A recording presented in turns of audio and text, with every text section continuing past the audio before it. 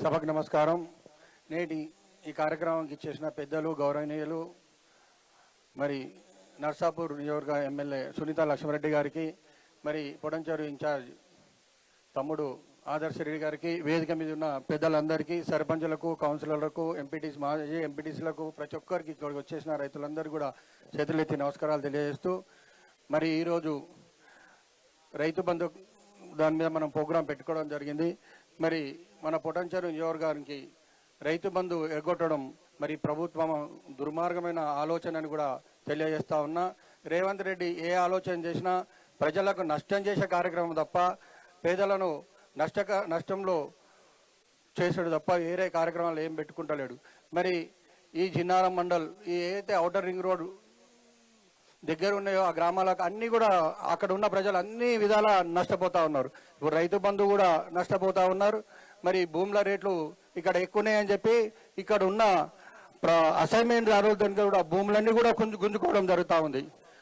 మరి ఎందుకంటే ఇప్పుడు గుమ్మడిదాల కాడ ల్యాండ్ తీసుకోవడం జరుగుతూ ఉంది. మరి జంగంపేటలో కూడా తీసుకోవడం జరిగింది. మరి 600 గజాలు ఇస్తాను అక్కడ కూడా ఇవ్వలే.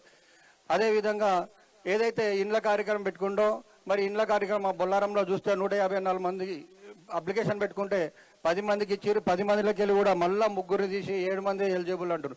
అంటే మీరైతే పెట్టుకోండి మేము ఇస్తామని చెప్తా ఉన్నాడు. మరి అందరినీ కూడా కట్ చేసి మళ్ళీ సాధ్యం అయితే లేదని చెప్పి ఏదో కారణం చెప్పి తీసేస్తా ఉన్నాడు. అదేవిధంగా మరి రాజు పథకం బట్టి అందరు అప్లికేషన్ పెట్టుకోమన్నాడు, యువ వికాస్ అని. అందరూ అప్లికేషన్ పెట్టుకుంటే ఇప్పుడు లాస్ట్కు 50,000 1,00,000 ఇస్తా 2 తారీఖు అని చెప్పిండు. జూన్ 2కి ఇస్తా అన్నాడు. మళ్ళా డబ్బులు లేవని చెప్పేసి మళ్ళీ అవి పొడిగిస్తా ఉన్నాడు. మరి ఏ స్కీమ్ ఆయన ఏదైతే చెప్తాడో ఆ రోజు ఏది ఇవ్వడు, అదే ఇవ్వడు. ఆయన దిగిపోయేదా కూడా ఏది కూడా ఇవ్వడని కూడా సభముఖంగా తెలియజేస్తా ఉన్నా. రేవంత్ రెడ్డి గారు ఏది ఇప్పుడు అభివృద్ధి జరగలేదంటారు. ఇప్పుడు రేవంత్ రెడ్డి గారు ఎంత అప్పు చేసారో ప్రజలందరికీ తెలుసు. మరి కేసీఆర్ గారు అప్పు చేసారు అని చెప్తా ఉన్నారు. ఇక్కడ అప్పు చేస్తే ఏం చేసిండు? ప్రతి గ్రామంలో శ్మశాన వాటిక కట్టిండు. ప్రతి గ్రామానికి ట్రాక్టర్ ఇప్పేయడం జరిగింది. ప్రతి గ్రామంలో మౌలిక వసతులకు నిధులు కేటాయించడం జరిగింది. మిషన్ కాగేదే ద్వారా ప్రతి చెరువు చేపేయడం జరిగింది. మరి ప్రాజెక్టులు కట్టడం జరిగింది. డబుల్ రోడ్లు వేయడం జరిగింది. రైతు వేదికలు కట్టడం జరిగింది. ఇవన్నీ చేస్తే మరి అప్పులు కాకపోతే ఏమైతాయి? అప్పులను తీర్పుదాం అనుకుంటూ కానీ మళ్ళీ ఈ దళితుడు చేసి మరి ఇంకా అప్పులు చేస్తారు కాబట్టి అసంటి పనులు మంచి పనులు కూడా ఒక్కటి చేస్తలేడు. మరి 18 నెలల్లో ఏ గ్రామ పంచాయతీ కానీ ఏ మున్సిపాలిటీ కానీ ₹1 ఇవ్వలే. మరి ఇప్పుడే సోమన్న చెప్పడం జరిగింది. మా 3 మున్సిపాలిటీలకు ఇంచుమించు ఆ 2 మున్సిపాలిటీలకు కోటి మాకు ఒక 6 కోట్లు వచ్చినాయి. మేము ఏదో అభివృద్ధి చేస్తాం లాస్ట్ మూమెంట్లో అనుకుంటే అవేం సీనరీ ఛార్జ్ మా డబ్బులు మాకిచ్చి ఫ్రీజింగ్ పెట్టిండు. మరి మా డబ్బులను మమ్మల్ని వాడుకొని ఇక్కడ గ్రామ సర్పంచ్ ఎలక్షన్ లేకుండా గ్రామాలను కుంటబడి చేసే విధంగా ఈ ప్రభుత్వం పరిపాలిస్తుంది. కాబట్టి ఇప్పుడు రైతు బంధు వేసిండు అంటే అది నామమాత్రమే వేసిండు. అది రాబోయే స్థానిక సంస్థలను దృష్టిలో పెట్టుకొని వేసిండు.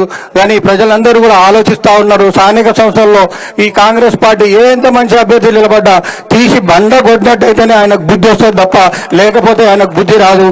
మరి స్థానిక సంస్థల్లో ప్రతి ఒక్కరు కూడా మరి కష్టపడి మనం పార్టీకి బలపరిచిన బీఆర్ఎస్ పార్టీని గెలిపించుకున్నట్టయితే మెజారిటీ సీట్లు వచ్చినట్టయితే ఆయన దిగిపోయేది ఖాయం. స్థానికంగా ఇప్పుడు ఎంపీటీసీ జెడ్పీటీసీ ఎలక్షన్ పెడితే మనకి 25-26 జిల్లా పరిషత్లు వచ్చినాయనుకో వాళ్ళ పార్టీని గుంజేస్తాయి. ఇక తెల్లారి నుంచి ఆయన తీసి ఇంకోటి ఎక్కుదామని చూస్తాడు. అందుకే స్థానిక సంస్థల ఎలక్షన్కు భయపడతా ఉన్నాడు. మరి ఎక్కడైతే రైతు బంధు ఇక్కడ ఉందో మరి మేడం కూడా మాట్లాడడం జరిగింది. మరి పోరాడి అసెంబ్లీలో పోరాడి మరి అధికారులతో మాట్లాడి ఇక్కడ ఉన్న అందరికీ కూడా రైతు బంధు వచ్చే విధంగా కృషి చేస్తారని తెలియజేసుకుంటూ సెలవు తీసుకుంటాం. సర్పంచ్ల ఫోరం అధ్యక్షుడు